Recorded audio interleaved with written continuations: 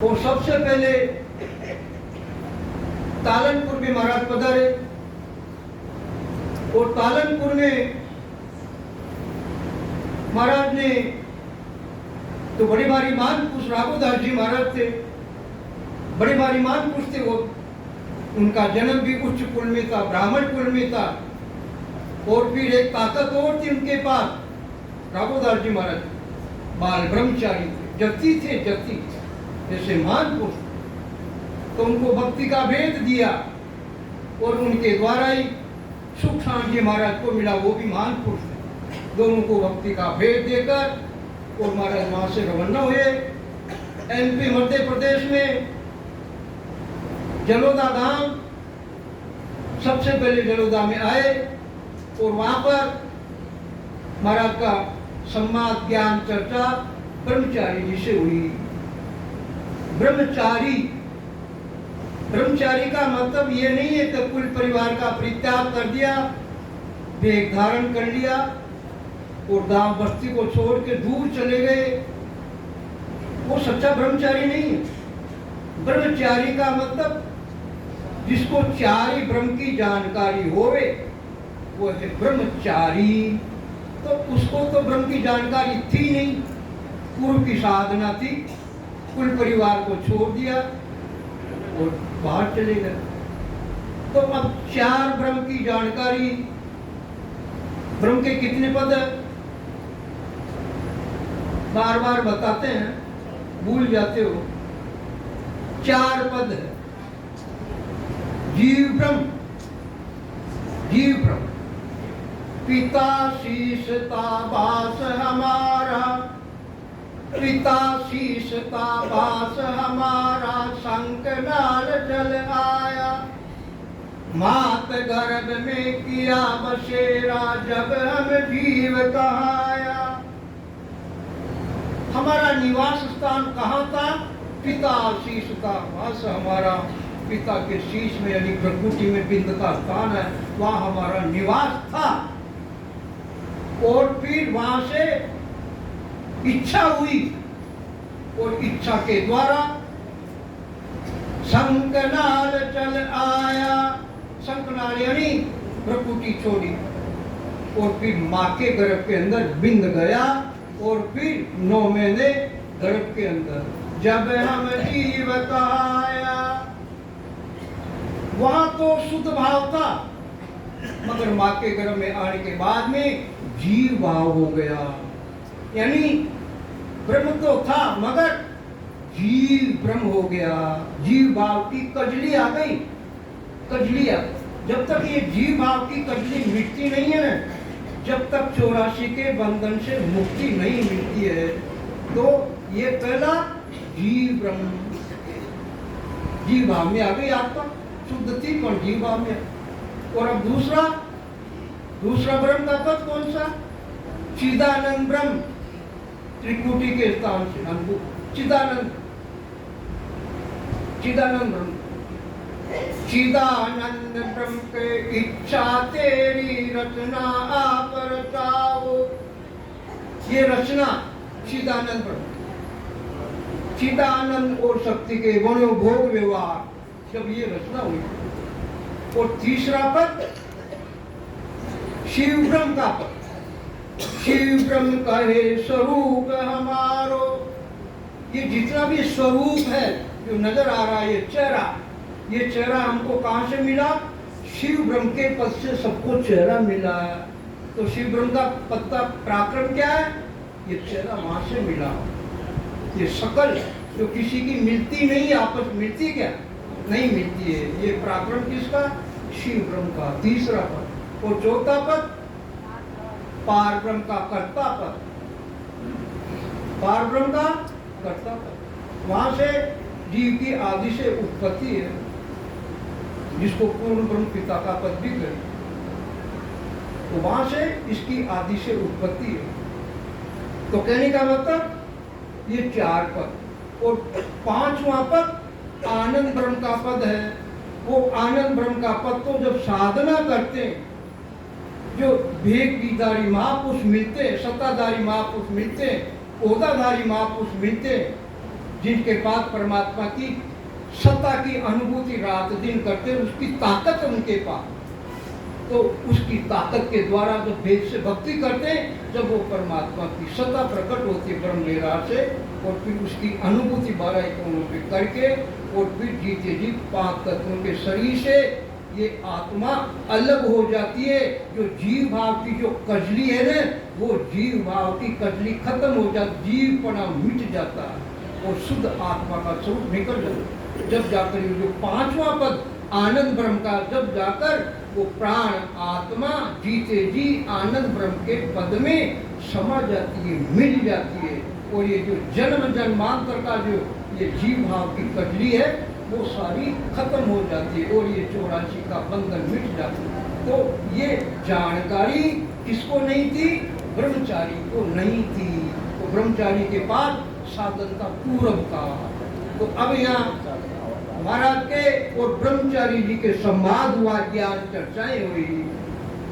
तो महाराज ब्रह्मचारी से प्रश्न कर रहे हैं, कह रहे ब्रह्मचारी जी से कि हे ब्रह्मचारी जी, भक्ति त्याग वन में आया, त्राटक ज्ञान लगायो, उलटी तीर्थ खेच कर पेरो, पाजा में सुख पायो। ब्रह्मचारी जी तो भी कच्चा, ये नाहक त्याग किया तुम घर को, गुरु नहीं मिलिया सच्चा। बस्ती त्याग वन में आया। हे ब्रह्मचारी जी, आपने बस्ती यानी गांव का परित्याग किया, कुल परिवार का परित्याग किया, माता पिता स्त्री पुत्र का परित्याग किया, और वन में आया और आप वन के अंदर आ गए। और वन के अंदर आने के बाद भी आपने परमात्मा की साधना नहीं की, भक्ति भजन नहीं किया, और क्या किया? त्राटक ध्यान लगायो।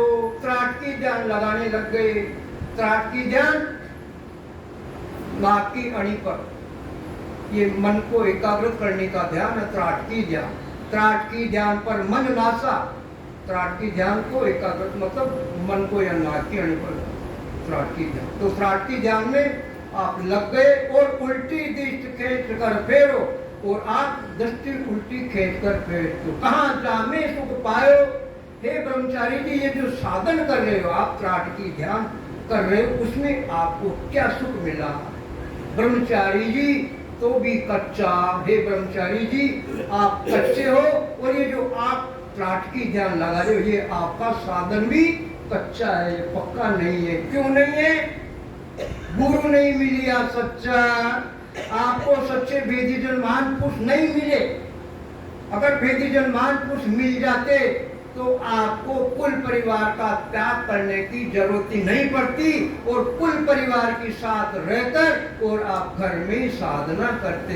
इसलिए आपको गुरु सच्चे नहीं मिले, कच्चे मिले, कच्चे सच्चे नहीं मिले। और फिर महाराज बहुत ऊंची बात बता रहे, घट की भीतर की बात बता रहे।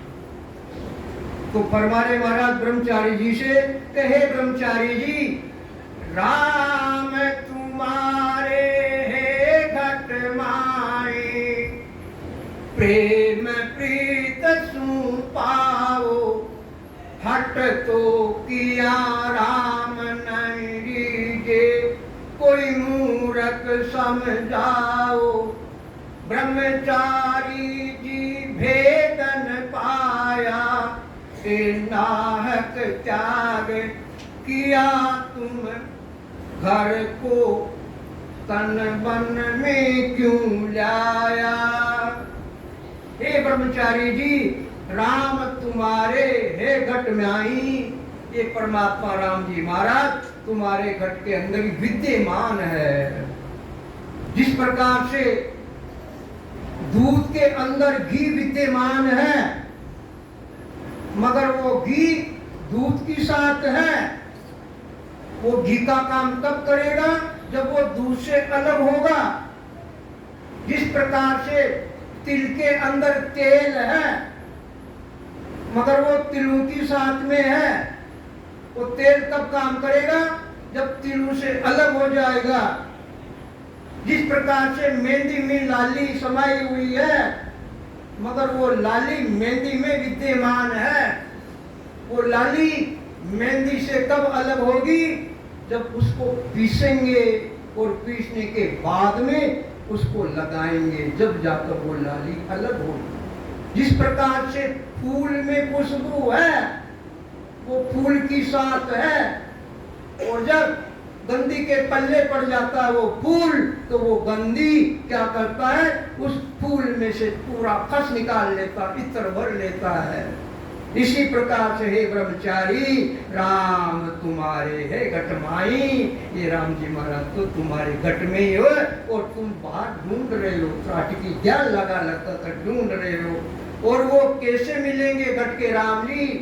प्रेम प्रीत सु पाओ, प्रेम प्रीति विश्वास भाव परमात्मा के प्रति, नाम की प्रति सुख सारण साची आन रे। अरे उस परमात्मा के नाम में प्रीति लगाओ, प्रेम लगाओ, प्रीति से भजन करो, विश्वास से भजन करो। वो कहते हैं कि नफा किसके अंदर है? नफा भाव में है, नफा वस्तु में नहीं है। जिस प्रकार से आज से 70 साल पहले सोने का भाव 100 रुपए तोले था और आज सोने का भाव कितना है? 50-60 पार कर गया। तोला तो जो 70 साल पहले का था वही तोला आज है, मगर नफा किसमें? भाव में है। इसी प्रकार से परमात्मा के नाम को भाव के द्वारा रटिए, प्रेम से रटिए, विश्वास से रटिए, प्रीति से रटिए। प्रीति से रटोगे प्रेम से प्रकट हो जाएगा परमात्मा। परमात्मा को प्रीति के बंधन में, प्रेम के बंधन में है। संसार का काम भी देखिए, बिना प्रेम से नहीं करेंगे तो नहीं सुधरता। इसी प्रकार से परमात्मा बिना प्रीति के द्वारा प्रकट नहीं होता। घट में है मगर प्रीति से नहीं। संसार की रचना भी बिना 5वां प्रेम के बिना रचना नहीं हुई है। तो विचार करो, वही 5वां अकबक प्रेम, लोकपोत प्रेम, अनुभव प्रेम, उस प्रीति को लगाओ तो तत्काल परमात्मा प्रकट हो जाए। प्रीति के बंधन में है। हट तो किया राम नहीं रीजे, कोई मूर्ख समझाओ। हे ब्रह्मचारी जी, हट के द्वारा परमात्मा को प्रकट करना चाहते हो, परमात्मा को रिझाना चाहते हो तो परमात्मा को हट से नहीं जीते हो, तो प्रेम और प्रीति के बंधन में है परमात्मा को।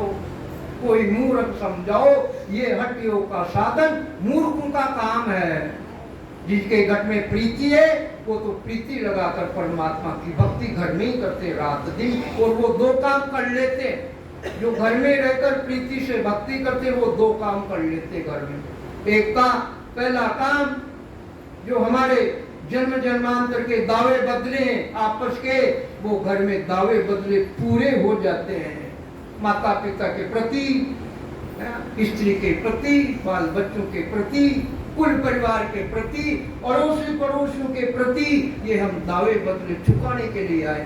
तो ग्रस्त में जो साधना करते वो सब दावों से अलग हो जाते। 3 प्रकार का ऋण है हमारे संसार में। जितने भी स्त्री पुरुष हैं, चाहे ज्ञानी हो, ध्यानी हो, वेदांती पंडित हो, और चाहे साधना करने वाले कोई भी हो, सबके 3 प्रकार का ऋण है। 3 प्रकार का कर्जा चढ़ा हुआ है। और वो कौन से ऋण है? पितृ ऋण, ऋषि ऋण और देव ऋण, और चौथा ऋण तो बड़ा अटपटा, वो सतगुरु का ऋण है। तो अब इन ऋणों से तब छुटकारा मिलेगा। पितृ ऋण, पितृ ऋण का मतलब वो पितर नहीं है, पितर बाप जी नहीं है। पितृ ऋण यानी माता पिता का, वो माता पिता का ऋण गस्त में रहकर और उनकी आज्ञा का पालन करो तो वो पितृ ऋण, वो माता पिता का ऋण घर में उतर जाएगा। और ऋषि ऋण, ऋषि ऋण यानी घर में रहकर ब्रह्म की साधना करो, रात दिन ब्रह्म की अनुभूति करो, वो ऋषि ऋण खत्म हो जाएगा। और देव ऋण, देव ऋण, देवताओं के नाम की आहुति लगाओ। घर में रोजाना पहले लगती थी, आज तो नहीं लगती। माता बहन भोजन बनाती थी, सबसे पहले अग्नि को समर्पित करती थी सबसे पहले, और उसके बाद में सबको भोजन मिलता। तो ये तीनों ऋण गस्त के अंदर रहकर चुकाओ। और चौथा ऋण तो बहुत बड़ा ऋण है, और वो चौथा ऋण किनके ऊपर है? वो चौथा ऋण हम सवारे ऊपर है, सबके ऊपर चढ़ा हुआ। वो वेद से भक्ति का भेद मिला में, पर मुझे आदरणीय शेर साहब जी से महापुर वो भेद मिला, वो ऋण कब उतरेगा?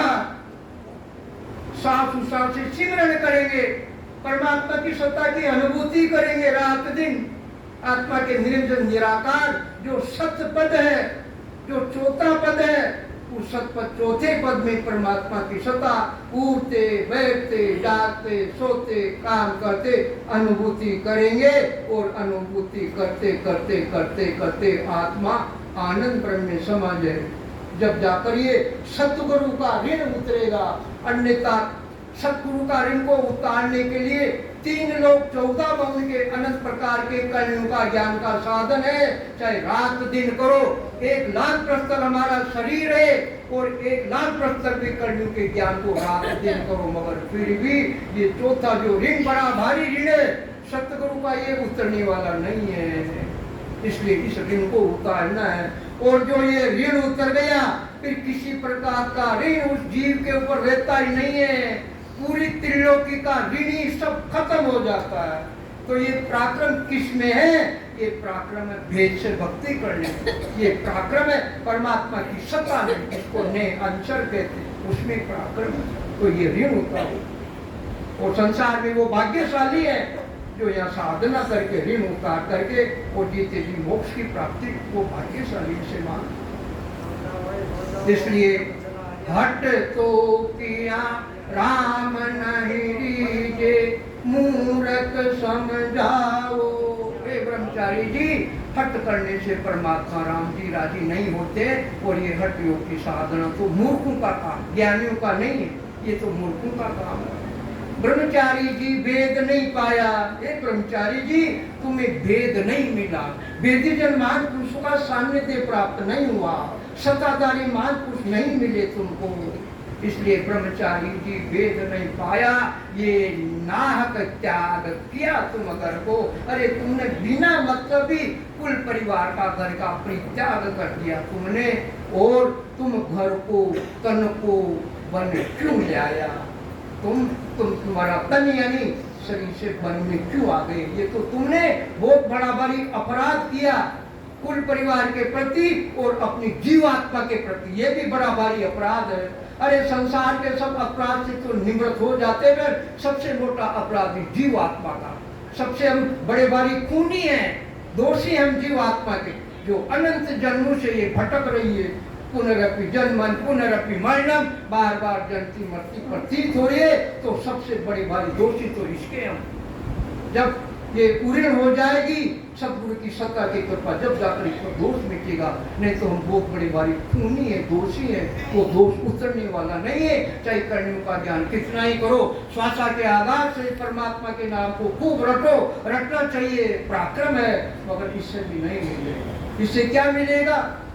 राम राम से मिलत है सो पर गट कहूँ तो, गत लगत मुख पूछे आगे पूछन कोई, आगे पूछन कोई बचन मानो सब भाई।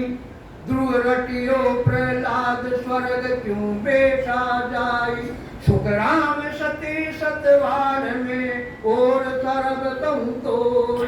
राम राम से मिलत है सो पर घट कहूँ तो, राम राम से मिलत है सो पर घट कहूँ तो।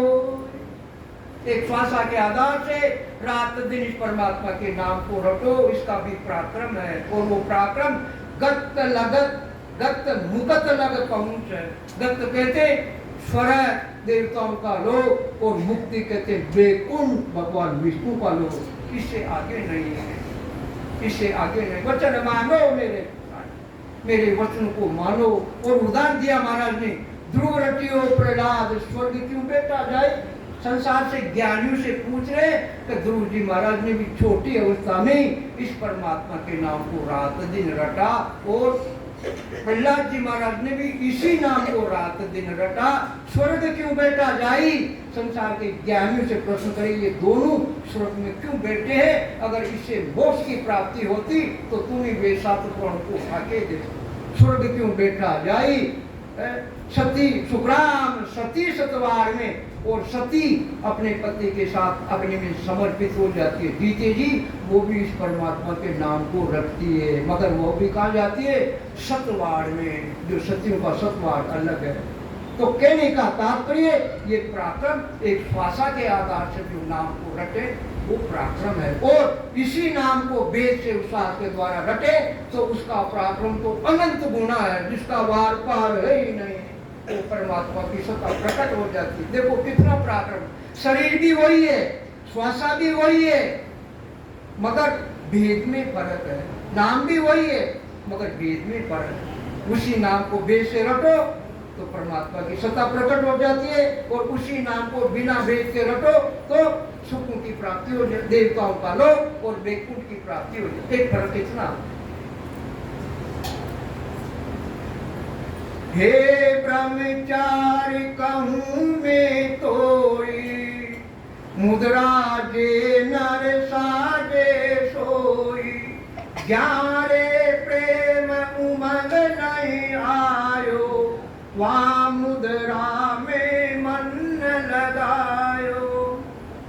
हे ब्रह्मचारी कहूँ मैं तोई, हे ब्रह्मचारी जी मेरे वचनों को ध्यान से सुनना, समझना और अंतर में उतारना।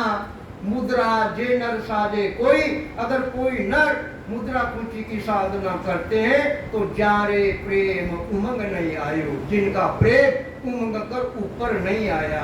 प्रेम तो है पर वो दबा हुआ उमंग कर नहीं आया। तो ये दबा हुआ प्रेम उमंग कर कब ऊपर आता है?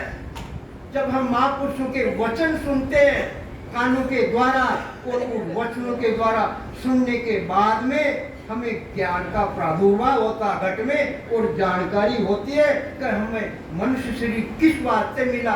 परमात्मा ने कृपा करके नरदेह दिए, और वो नरदेह देव दुर्लभ है, देवताओं को भी दुर्लभ है। तो ये सारी जानकारी ज्ञान को सुनने से मिलती है, और फिर वो जो दबा हुआ प्रेम है वो फिर उमंग कर ऊपर आ जाता है। जिस प्रकार से दूध को क्या नाम से आंच पर चढ़ाओ और वो दूध धीरे धीरे धीरे धीरे आग के द्वारा फिर ऊपर निकल जाता, और फिर वो ऊपर दूध निकलता है तो अगर फिर वो पूरा का पूरा बर्तन खाली हो जाता, मगर वो दूध बेचता नहीं। वो दूध वापस तब बेचता जब पानी के छींटे डालो, पानी डालो ठंडा, जब जाकर वो नीचे। तो इसी प्रकार ये जो प्रेम दबा हुआ है, महापुरुषों के अणवे रूपी वचन हम सुनते कानों से, जब ये दबा हुआ प्रेम उमंग कर ऊपर आता है, और फिर भक्ति करने की अंतर में इच्छा जागृत हो जाती है, अंतर में कामना लाग जाती है कि कब में वेदी जन्मान पुरुष मिले और कब मुझे भक्ति का भेद मिले और मैं इस परमात्मा के नाम को रटूं। ऐसा प्रेम दबा हुआ ऊपर आ जाता, और फिर वहाँ मुद्रा में मन लगाए। इसलिए हे ब्रह्मचारी जी जिनके प्रेम उमंग कर नहीं आता वो मुद्रा पूंजी की साधना में अपने मन को लगाते हैं। जहाँ लग मुद्रा साजे कोई, तब लग नर बेगारी होई। ब्रह्मचारी जी पद कदे न पावे, साजन हट मूड को भावे। हे ब्रह्मचारी जी जहाँ लग मुद्रा साजे कोई, तब लग नर बेगारी होई। जब तक कोई भी नर आदमी मुद्रा पूंजी की साधना करते जब तक तो वो बेगारी वाला काम है। जिस प्रकार से कोई बेगार का काम करता है तो बेगार का काम करने वाले को क्या नाम से पेट भराई कर लेता है वो, और कपड़े फट जाते तो नए कपड़े मिल जाते हैं। और वो बेगार का काम करने वाला अगर पैसा एकत्रित करना चाहे तो 3 काल में भी पैसा इकट्ठा नहीं कर पाता। क्यों? बेगारी का काम है, वो तो पेट भराई करता। तो केवल मारवाड़ी का है चंपल आदि बार बार के वो करे तो डोका साथे डोको काई गुरु भाई है और नहीं तो गोबर फोटो ही करी है तो कहने का मतलब जो बेगार का काम करने वाले होते वो केवल मात्र पेट भराई करते। इसी प्रकार से ये बेगारी का काम है, ये तो सुखों की प्राप्ति कराने वाला और वो सुख तो क्षण भंगुर है। वो ये सुख स्थायी नहीं है, क्षण भंगुर है, पानी के बुदबुदे की जैसे, किसी प्रकार का काम का नहीं है। ब्रह्मचारी पद कदे नहीं पावे, और हे ब्रह्मचारी जी पद कदे नहीं पावे, वो पद कौन सा? जो चौथा पद है, जो पूर्ण परमानंद की प्राप्ति कराने वाला जो चौथा पद है, उस चौथे पद की प्राप्ति मुद्रा पूंजी की साधना के द्वारा 3 काल में भी नहीं होती है। और साजन हट मुद्द को भावे, और ये काम किनका है?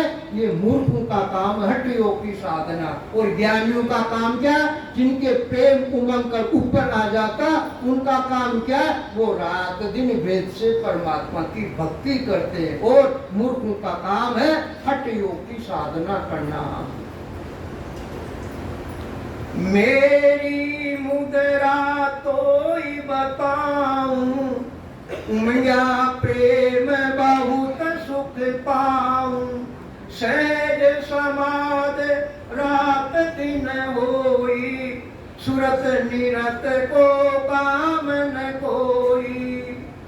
महाराज ब्रह्मचारी जी से जो स्वयं की उपासना पद्धति, जिस उपासना पद्धति के द्वारा महाराज के घट में सत्ता की अनुभूति रात दिन हुई, वो 84 के बंधन से जीते जी अलग हुए और अनंत जीवों का उद्धार किया। ऐसे महान पुरुषों ने वो अपने स्वयं की मुद्रा पूछी, यानी साधना बताते। और वो उमंगा प्रेम बहुत सुख पाऊं, वो जो मेरा प्रेम जो दबा हुआ था वो उमंग कर ऊपर आ गया, और इस परमात्मा की सत्ता की अनुभूति से बहुत सुख पाऊं, जो सुखों का क्षय ही नहीं है, वार पार नहीं है, जो 3 काल में भी वो सुख खत्म होने वाले नहीं है। चाहे अनंत बार सच्ची महाप्रलय में विलीन हो जाए, अनंत बार सच्ची की रचना हो जाए, मगर फिर भी वो सुख ऐसा है जिसका 3 काल में भी सुखों का नाश नहीं होता, स्थायी सुख है।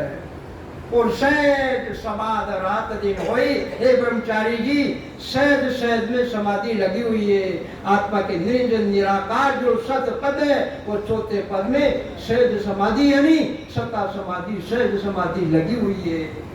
सता समाधि रात दिन होई, मुख श्वासा सिमरण नहीं होई, सहजा सिमरण जिन घर आया, रोम रोम रसना निवलाया, रग रग बोले राम जी, रोम रोम रंकार, सहजाई ध्वनि हो रही, सोई सुमिरन सा। सता समाधि रात दिन हुई, ये सता समाधि सहज समाधि। सहज का मतलब क्या? सहज सहज में हो रही है, वो उठते बैठते सोते खाते काम करते हुए, उठत बैठत जागता सूता सुमिरन हो, राम चरण निरंकार ध्वनि बाहर लखेन को। स्वामी रामचंद्र जी महाराज भी सहज समाधि सता समाधि का वर्णन कर रहे, जो वर्णन अनंत श्री सद्गुरु सुखराम जी महाराज कर रहे, वही बात स्वामी रामचंद्र जी महाराज करे। सता समाधि रात दिन होई, और मुख श्वासा सिमरन नहीं होई, न कोई सिमरन का काम है और न कोई ध्यान का काम। सहजा सिमरन जिन घर आया, रोम रोम रसना लाया, और सहज सहज के अंदर रग रग रोम रोम में सारा 3 करोड़ रोमावली में नख से लेके शिका यानी चोटी तक 999 नाड़ियां में पूरा शरीर प्रफुल्लित हो जाता है। ऐसा प्राक्रम इस सता समाधि का, सहज समाधि का। और सूरत निरत का काम नहीं कोई, और वो सता समाधि सूरत से अलग, नित्य से अलग, श्वासा से अलग, प्राणों से अलग, 5 तत्व के शरीर से अलग, माया ब्रह्म के पद से अलग, वो सबसे न्यारी निराली अलग ही हो रही है। किसी का काम है नहीं, वो रात दिन हो रही है। के सुख राम सुनो ब्रह्मचारी, दिगन मंडल में रहन हमारी, ताली लगे न मन पवना झूठा मिल दोई। के सुखराम सुनो ब्रह्मचारी, गीगन मंडल में रहन हमारी। हे ब्रह्मचारी जी, मेरी साधना का ऐसा पराक्रम है, इस परमात्मा की सत्ता की ऐसी ताकत है कि गीगन मंडल में रहन हमारी। मेरा निवास स्थान यानी मेरी आत्मा का निवास स्थान गीगन मंडल में है। 10वें द्वार से बाहर गीगन मंडल में है। गीगन मंडल में आसन मेरा है। गीगन मंडल में आत्मा का आसन लगा हुआ है, यानी रात दिन बिना किए हुई वो ध्वनि हो रही, वहाँ अनुभूति रात दिन हो रही है, यानी मेरी आत्मा का आसन वहाँ गीगन मंडल में वहाँ रहनी है मेरी। और ताले लगे न टूटे कोई, और वो निमिष मात्र भी वो क्या नाम से ऐसी ताले लगी हुई है, और निमिष मात्र भी टूटती नहीं। महाराज राजा से कह रहे चंदूलाल से, कहे राजा, इस परमात्मा की सत्ता का ऐसा पराक्रम है, वाडोर लागी नहीं तार टूटे, तब ही त्रिलोकी घटबंध सब छूटे। हे राजा, वह डोर लागी, वह डोरी लगती है, सत्ता समाधि से समाधि की डोरी लगती है।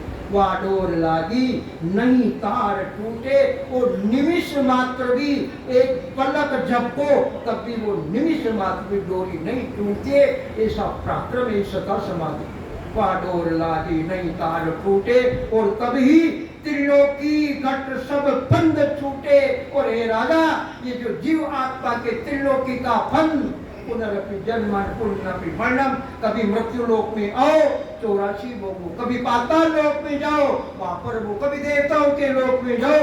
यानी जिस प्रकार से घानी में बैल घूमता सुबह से लेकर सायंकाल तक, इसी प्रकार से ये जीव ये कर्म की पोटली को लेकर, जो किए हुए कर्म हमारे ही है, मन के वशीभूत होकर हमने कर्म किए, वो कर्म की पोटली लेकर ये जीव 84 में घूमते।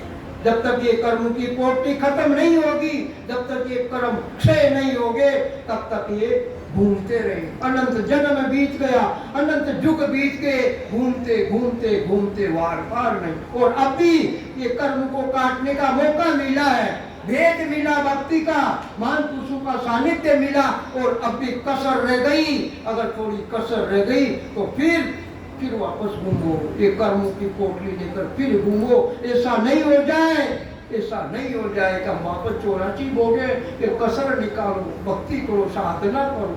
सबसे मोटी कसर भक्ति की रहती है। पूछते हैं, कोई कहते हम आधा घंटा सुमिरन करते, कोई कहते हम तो 1 घंटा सुमिरन। अरे विचार कर दो, पेट भराई के लिए तो, पेट भराई के लिए क्या करते हैं, रात को बताया था हमारे, 4 पैर धंधो करे। अरे पेट भराई के लिए 4 पैर धंधा करते हो, 12 घंटा धंधा करते हो, और क्या उस देश की प्राप्ति के लिए आधा घंटा का सुमिरन, 1 घंटा का सुमिरन क्या बहुत होता है, विचार तो करो। अरे आधा घंटा में तो हमारा पेट नहीं भरता, आधा घंटा में मन ठिकाने नहीं आता, मन तो संसार में चक्कर लगाता। 3 लोग 14 भवन में एक पलक में चक्कर लगा के आ जाता। तो विचार तो करो, आधा घंटा 1 घंटा तो कुछ होने वाला नहीं। अरे कम से कम 3 घंटा करो, 3 घंटा। महापुरुष हेला पाठ पाठ कर समझाते कि जिस प्रकार से 24 घंटे की कमाई का 10वां हिस्सा दान में निकालो। जो दान में 10वां हिस्सा निकाल देते तो वो क्या नाम से वो पैसा वो शुद्ध हो जाता। दान में निकालने के बाद में वो पैसा शुद्ध हो जाता, वो अशुद्ध नहीं रहता। क्यों, पहले दान में निकाल दिया। देखो विचार करो, हम देखे हुए बालपने, किसान है, किसान बेचारा, वो जब से बीज खेत में डालता है और जब तक उसका क्या नाम से खेत से फसल पकड़ घर में नहीं आती है, उस किसान को दान करने की आवश्यकता रहती नहीं है।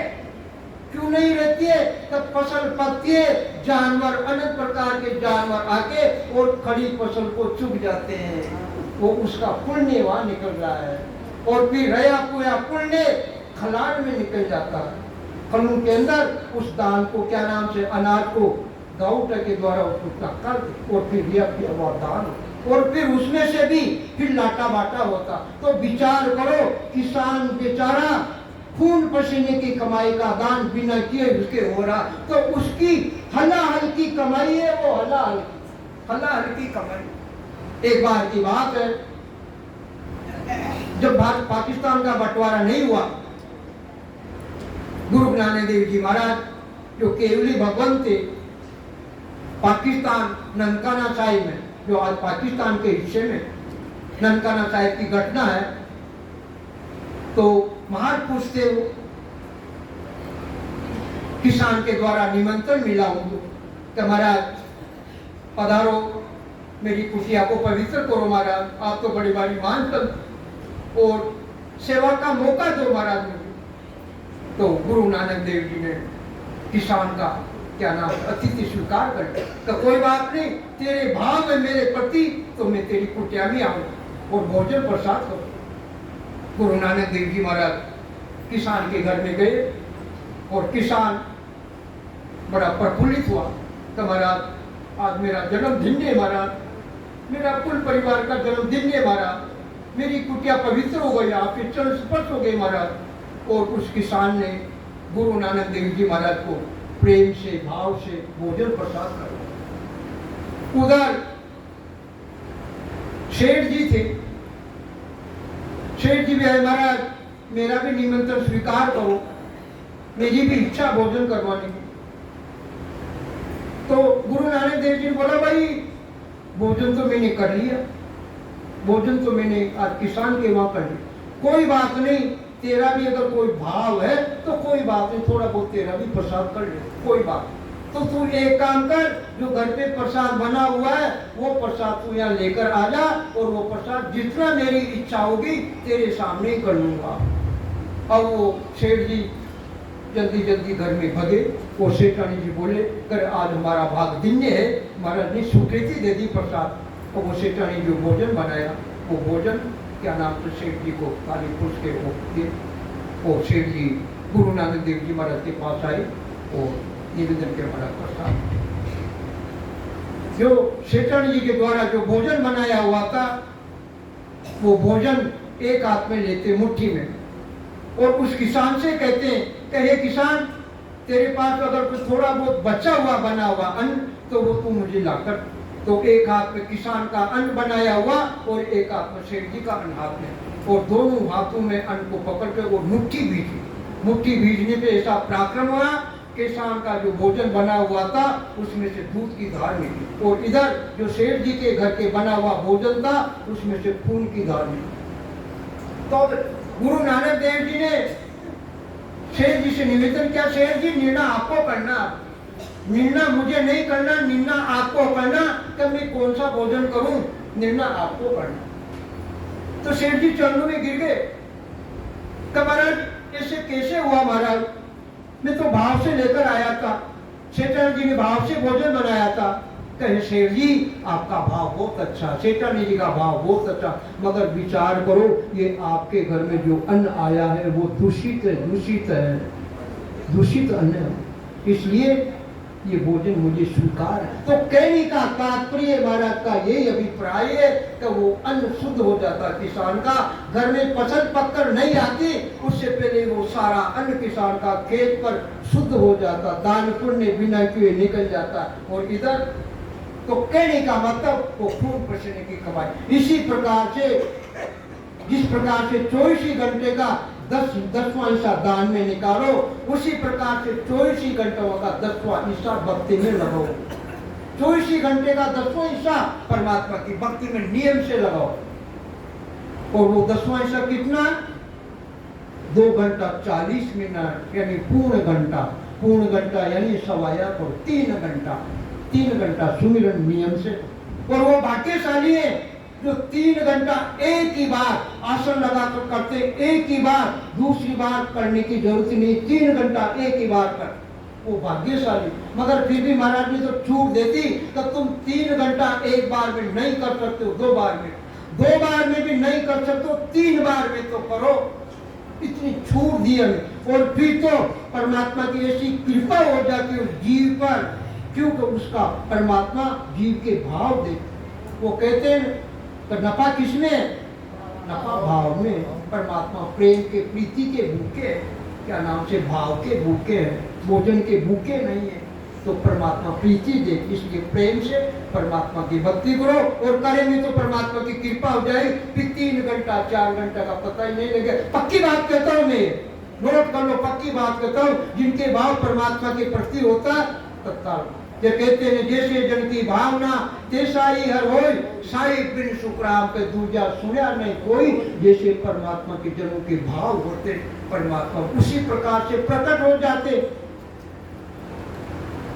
प्रहलाद जी का भाव था जड़ तत्व, कंबा जड़ था वो, और भगवान नरसिंह उसी में प्रकट। प्रहलाद जी के भाव थे वो, तो जैसा जन की भावना तैसा ही है। अरे यार, खंबे तो घर घर में है, कोई भी घर बिना खंबे के सोना नहीं है, पर उस खंबे में से भगवान नरसिंह को प्रकट करने वाला प्रहलाद नहीं आता। उस खंबे में से भगवान नरसिंह को प्रकट करने वाला प्रहलाद नहीं आता। हम प्रहलाद नहीं बन सकते, मगर प्रहलाद की तरह भक्ति तो कर सकते। विचार तो करो, प्रहलाद नहीं बन सकते मगर प्रहलाद की तरह भक्ति कर। आज में मूर्ति वही है, कहा मीरता में, मूर्ति में मीराबाई समा गई। मूर्ति में मूर्ति वही है, पर वो मीरा नहीं है। अरे मीरा तो नहीं बन सकते हो, मगर मीरा की जैसे बदल तो करो, सिमरन तो। आज वृंदावन में मूर्ति वही है, मगर उस मूर्ति में धनुष बाण को धारण करने वाले कौन? तुलसीदास जी नहीं है, मगर वो प्रेम, वो भाव परमात्मा ने हमको दिया। वो प्रेम लगाओ भक्ति में। मूर्ति तो वही है, पर उस मूर्ति में धनुष बाण को धारण करने वाले तुलसीदास जी नहीं है। विचार करो, अनंत उदाहरण है हमारे साथ, अनंत उदाहरण, विचार करो। तो ताली लगे न टूटे कोई, मन पवना झूठा मिल दोई। हे ब्रह्मचारी जी, ऐसी ताली लग जाती है आत्मा के निर्जन निराकार पद में, और मन पवना झूठा मिल दोई। मन यानी मन से भी अलग, पवन यानी श्वास से अलग, ये भी झूठे। क्यों झूठे? कि इनकी जरूरत नहीं है, सब इनसे अलग लग जाती है। मन से भी अलग, सूर्य से भी अलग, नीरज से भी अलग, 5 तत्व के शरीर से भी अलग, माया ब्रह्म के पद से भी अलग, सबसे अलग लगे, सब झूठे हो जाए। पहले तो इनकी साथ थे हम, मन की भी साथ थे, पवन यानी भाषा की भी साथ थे, सूरत की भी साथ थे, नीरज की भी साथ थे, मगर अब अलग हो गई। आत्मा का निर्जन निराकार सत्पद में सबसे अलग हुई। मक्खन में भेड़ है, मक्खन में भेड़ है। किसका भेड़ है? छाछ चचेरू का भेड़ है। यहाँ तक जो अनंत पार का कवल करता पद, यहाँ तक भेड़ है, यहाँ तक भी पूछ के, यहाँ तक भी भेड़। किसका भेड़ है? माया ब्रह्म का भेड़ है, माया ब्रह्म का। तो घी तपा तपाया घी, केवल पद तपे तपाया घी की जैसे, केवल तपे तपाया घी की जैसे माया ब्रह्म के पद से अलग है वो तपा तपाया। तो ये पराक्रम किसका? ये पराक्रम साधना का, परमात्मा की भक्ति का, परमात्मा की सत्ता का पराक्रम। मन पावे ना को कामन कोई, कुदरत कला घट में होई। ब्रह्मचारी या कोई अन पावे, जहाँ सुन रीत उलट चढ़ जावे। हे ब्रह्मचारी, मन पवना को काम नहीं कोई। वो मन से भी अलग, पवन यानी श्वासा से भी अलग, और सूरज से भी अलग, नीरज से भी अलग, सब चीज से अलग है। कुदरत कला घट में होई, वो कुदरत कला जिसको किसी ने बनाई नहीं, कुदरती बनी हुई है, आपको आप ही बनी हुई। जब सच्ची की रचना नहीं हुई थी, तब भी वो बनी हुई, आपको आप ही बनी हुई, बनाने की जरूरत ही नहीं। ऐसी ये कुदरत कला घट में होई, वो घट में प्रकट हो जाती। और ब्रह्मचारी जी या रीत नहीं पावे। ए ब्रह्मचारी जी, ये रीति जो सूरत नीरज सबसे अलग करने वाली रीति, जो कुदरत कला घट में प्रकट हो जाती है, या रीत कोई नहीं पावे। ये रीति ज्ञानी ज्ञानी वेदांती पंडित अनंत प्रकार के कर्णों का ज्ञान करने वाले रात दिन पचो कर्णों के ज्ञान पर ये रीति प्रकट नहीं। कर्णों का ज्ञान कुछ है। देखो कबीर जी महाराज ने बहुत जबरदस्त बात लिखी, बहुत ऊंची बात लिखी, कर्णों के ज्ञान के लिए ऊंची बात लिखी कबीर जी महाराज। करणी की कोडी भटी करणी की कोठी बटी रहनी की बटी छदा ने अंचर की कोल में कबीरा करी नीलाम ने अंचर की कोल में कबीरा करी नीलाम। करणी की कोठी बटी कलियों का ज्ञान जो किया जाता है मन विचारों के द्वारा, श्वासा के द्वारा, सूरत के द्वारा जो साधन किया जाता कलियों का, उसका पराक्रम कितना है? कोड़ी की जैसे पराक्रम है।